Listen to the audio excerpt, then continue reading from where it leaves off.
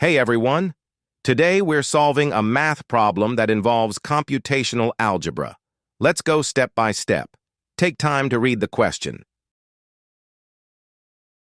Now, let's break it down.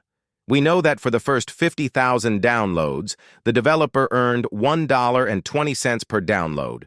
So that portion gives 50,000 times 1.20 equals $60,000.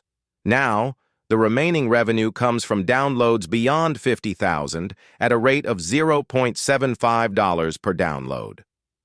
The total revenue is $285,000, so the amount earned from additional downloads is $225,000. Now we divide to find how many additional downloads that revenue represents. 225,000 divided by 0.75 equals 300,000.